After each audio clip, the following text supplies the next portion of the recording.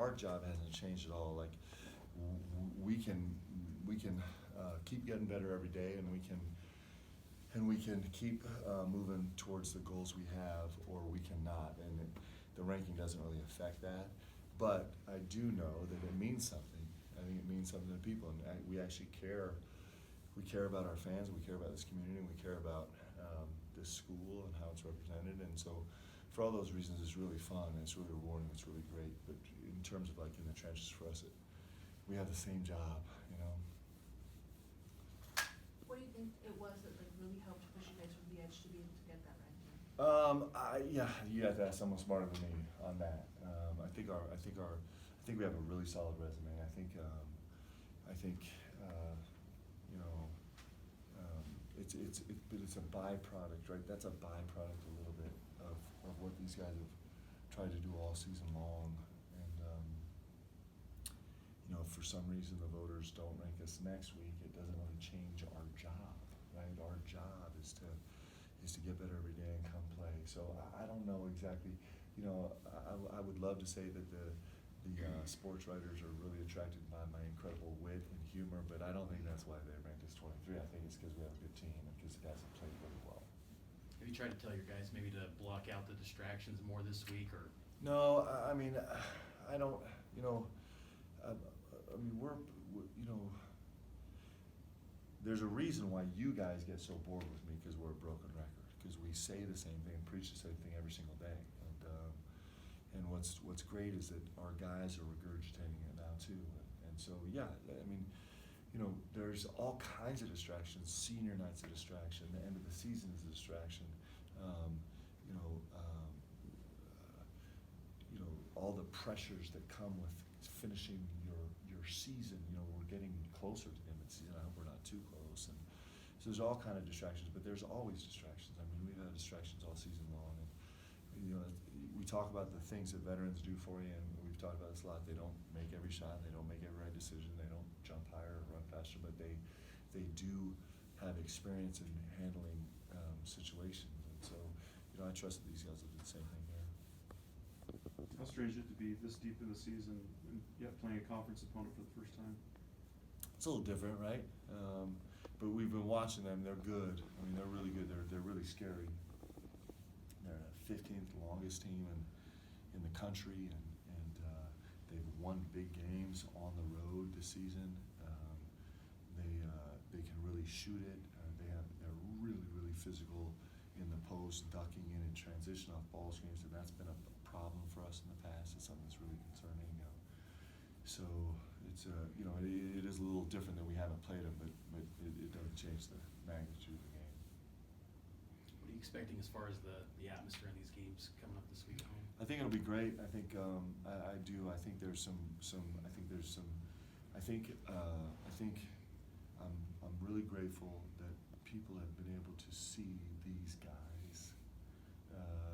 It's hard, you know. You get to know Zach Salius, and it's really hard not to cheer for him. You get to know T.J. Haws, and you chronicle his story, and it's hard not to cheer for him. Jake Toolson, how do you not cheer for Jake, right? And Yoli Childs, and you go down the list. And so I think that's the thing that makes me happy, is that people have got to witness these guys try and grow and figure things out and serve each other and sacrifice for each other through the season. And it's actually really fun to watch. It's fun to kind of know their stories. That's what makes the game fun, is when you really know the players, right? And I think people got to know our guys. And I think people are also excited that these guys have put a good product on the floor. And when you come to a game, you see them put their heart and soul on the floor, win or lose. They're putting everything on the floor, and I think you leave the gym inspired. And so for all those reasons, I'm glad I'm actually just happy that people get to witness it. What changed stylistically without Dalton on last Saturday's game, and yeah. How do you guys move forward? You know, I made this comment somewhere last week, but you know, Dalton is. This is going to sound like it's meaningless, but it's everything. On offense, Dalton is such an extraordinary ball mover and pace creator, and it's one of the things that is the special sauce to what we do on the offensive end, and he's the best guy we have on the team by far at actually creating that. And that manifests itself in all kind of ways. It manifests itself by him playing pop rule basketball. It manifests himself by him chasing ball screens full speed. He's our best slip guy. He's actually a full run slip guy, not a slide step slip guy. It manifests itself with how hard he pops and how well he spaced the floor and how well he shot the ball and how hard he runs in transition, et cetera, et cetera, et cetera. In all those categories, he's probably our best guy. And so that's been weighing heavily on me because even though that might not turn out to be the most numerically significant guy on the stat sheet, it is the guy that is actually making a huge difference for us in terms of us being able to be so efficient offensively and work so well. And on the defensive end, he steals possessions from the other team. I mean, that's the best way to say it. He finds ways to steal possessions, whether it's a charge or verticality or timely steal in the post, knocking a ball away, coming up with deflections. And he's probably our best defensive possession stealer. And so it's a huge part of what we do. And so, we have really good players, and everybody is, Dalton stepped in and saved everybody else, so it's everybody else's time to step in and save Dalton for a little while. That's kind of something that's sort of been a little bit of a common theme, unfortunately, I guess, for your team. It's guys stepping in.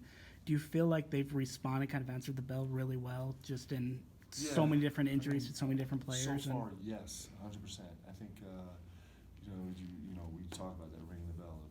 How are you going to respond? The game is always asking how you're going to respond, right? It's always trying to challenge you in a different way. That's what this game does. It challenges you in a different way. And, this game, this one's challenging me too because I feel super uncomfortable. Like, he has been such a security blanket for me as a coach, and because he can make things work the way I want them to work. Does that make sense? Like what he brings is actually what helps us function the way that the game feels good to me. And so I got to answer the bell too. And it's what we have to do.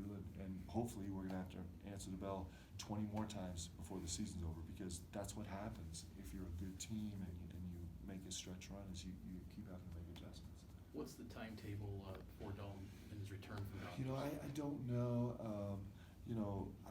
I'm guessing it's going to be a couple weeks. I just don't know. It just is a matter of, for him to be and it's not a matter of him gunning it out. Like, this is not a situation where he can gun it out. He actually has to make a baseline benchmark before he'll be allowed to play. But a couple weeks, maybe give or take a week. It's going to be close. NCAA tournament. Yeah. I mean, I'll take him up myself to get him in the tournament if we can get there, right? If we can get there, that's part of the deal for these guys, is we have to win enough games that we can prolong the season long enough for him to play. Like, that's our job now. It's our job. I know we've touched on this throughout the season, but how did BYU become one of the best shooting teams in the country, and how does that make you guys sort of dangerous to the team side? Yep. It's always players, right? So I would say 99% of it is that we have good players, and our guys and we have talented shooters. The guys that were here when I got here and the guys that we brought here, they're talented shooters.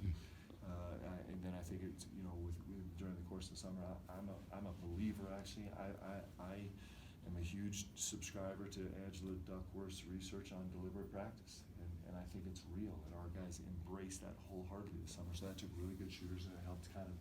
And then there's that 1%, right, that helps them, and our guys have also been really, really generous with each other about buying into this idea of what they turn down, right, of having the discretion that their decision making is filled with in terms of what they turn down to get other stuff, and the other stuff has been really good for us. So it's some combination of all those things. Coach, considering the exciting week ahead, what are the biggest strengths that you think we'll see from your team this week? Well, I think right now, I hope it's our locker room. I think, if there was one kind of foundational thing that I think's been really good for us, it's been that. And so, what does that mean? How does it translate? It translates into us, you're gonna have all the cliches in sports, right? Like, some people say, well, do you think you're overlooking Santa Clara because of Gonzaga or senior night or the end of the season or whatever? And a great locker room doesn't do that, and I believe that we have a great locker room. I think our guys are really locked in, and they have a great appreciation for how good the Santa Clara team is. A great locker room manifests itself in towards the end of the season, every player's tendency is to start to think about individual individual awards and draft picks and jobs overseas and their stats, because all of a sudden it becomes so real. It's like it's almost over, and I don't have much time to change how the next level perceives me, or the award makers perceive me, and the best locker room in America tamps that down every single day you fight it, right? And I think that'll be manifest in 100 other things. How was Gavin progressing in terms of kind of acclimating to playing again? Yeah, he's doing a good job. He's really doing a good job. He, you know, it was interesting. There's been a lot of interesting things, but he's made really good progress these last 3 days, and I think he feels way more comfortable. I think the guys feel a little more comfortable, and I think I feel a little more comfortable. And that's just a process, and it's a process that's going to be fits and starts, right? He's gonna, you know, maybe has an unbelievable 12-minute stretch at Santa Clara, and maybe it's a dead disaster against Gonzaga, or vice versa. But it just is how you grow, right? And I do know that his trajectory overall is going to be really fast and really positive. He's had a good week so far. What have been some areas that you're still continuing to, wanting to see improvement on the defensive end from your team? Yeah, so, oh man, there's a lot, but it's fine. It's a lot of fine-tuning stuff. You know, we continue to try and tweak different looks defensively to see if we can gain a little bit more of an advantage here or there, or be a little less susceptible to issues here or there. You know, so overview-wise, would just kind of be the urgency of every single defensive possession. That's really clear. In transition defense, you know, one of the fine-tuning things is how well can we communicate in real time. What we're seeing a lot now is transition errors aren't necessarily schematic, and they're not necessarily effort, but it's like the real-time communication that has to happen at ultra-fast speeds to actually be matched up in the way we're trying to match up, in the help gaps that we want to be matched up in. So that's a transition defense thing I'd like to work on. You know, we're trying some new things with ball screen defense just to give some more options. These quick shows are important to us, and we've been working on them for a few weeks now, and we still haven't really executed them really, really well yet, but hopefully we will this weekend. And we're always nervous about guarding the glass. We're always conscious about what has been our weakness over the years, which has been spot-up shot, you know, either catch and shoots off a driving kick or catch and shoot penetrations. And so that's something we continue to double down on and work on. And I mean, we could talk about that for a long time. I know you guys have a list of things you'd like us to fix too. You mentioned back when you were hired that you didn't live in the world of realistic expectations. Do you feel like that attitude has been bought in from the team to where you guys are in the situation you're in today? Yeah, I don't know. I mean, I think I'm trying to think of an intelligent answer to give you. You know, I don't know how realistic it is to think that, you know, in front of 18,000 fans on national television, that you're going to come back and make a game-winning last-second shot and then go have a baby. It's just not. That actually doesn't exist in real life, right? And so, in a sense, like, I think every athlete or performer, or you know, maybe for that matter, you know, anybody who's trying to do something at an elite level, you're actually working for those moments that are not real life. That you like. If someone made the movie, you're like, that's ridiculous. I mean, that sounds like High School Musical. I mean, come on, it's not happening that way. But I think that's why we love sport, you know. And so I do think that I have a bunch of guys where their heart resides there, where they're driven to do something that they're not sure they can do. You know, when you wake up and you're like, you know, when we wake up tomorrow and we know what we're facing tomorrow evening, and we're thinking about, you know, what we'd like to accomplish. I think all of us walk in a little bit humbled and a little bit nervous, because it's something we shouldn't be able to do, right? And so, you know, I do think we have a bunch of guys that are dreamers on this team that want to chase something special. I absolutely do.